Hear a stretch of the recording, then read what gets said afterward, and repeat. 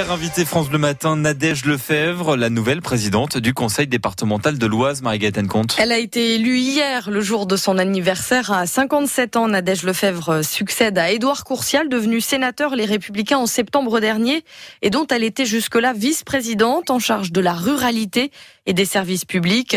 Nadège Lefebvre devient la première femme dans les Hauts-de-France à accéder à la tête d'un département. Un grand moment pour elle. Beaucoup de fierté pour moi, mais fierté aussi pour toutes les femmes, comme quoi les femmes peuvent atteindre ce type de poste, et je pense qu'il y en aura de plus en plus dans l'avenir. Alors quelle empreinte vous voulez donner aujourd'hui au conseil départemental de l'Oise, au projet en tout cas pour le département ?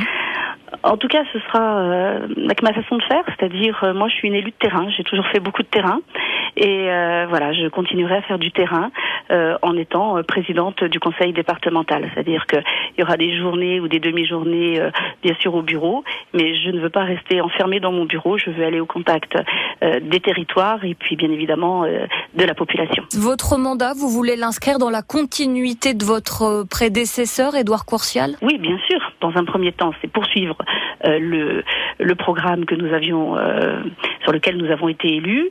Et puis, bien évidemment, il y a deux sujets sur lesquels j'ai travaillé en tant que vice-présidente.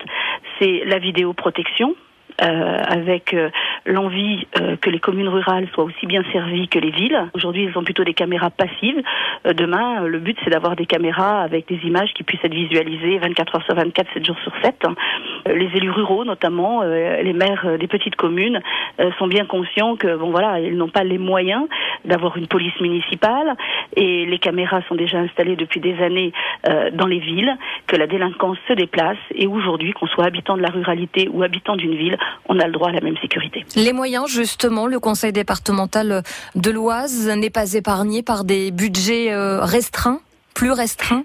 Bien sûr, comme toutes les collectivités, mais après, il y a des choix à faire.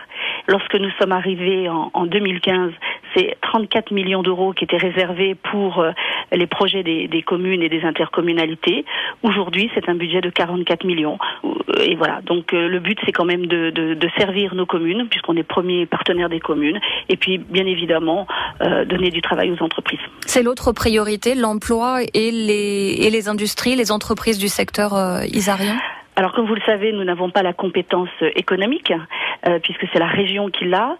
Néanmoins, ça n'empêche pas que le département, qui est vraiment une collectivité de proximité, puisse être auprès des entreprises, auprès des demandeurs d'emploi, puisque nous avons mis en place le bus pour l'emploi, qui était à titre expérimental sur mon canton, et que nous allons développer sur d'autres cantons ruraux. Nadège Lefebvre, la nouvelle présidente du conseil départemental de l'Oise, au téléphone France Bleu Picardie d'Élodie Touché. Pour son premier déplacement, Nadège Lefebvre se rendra cet après-midi à la fête de l'amitié. C'est à Margny-les-Compiègnes.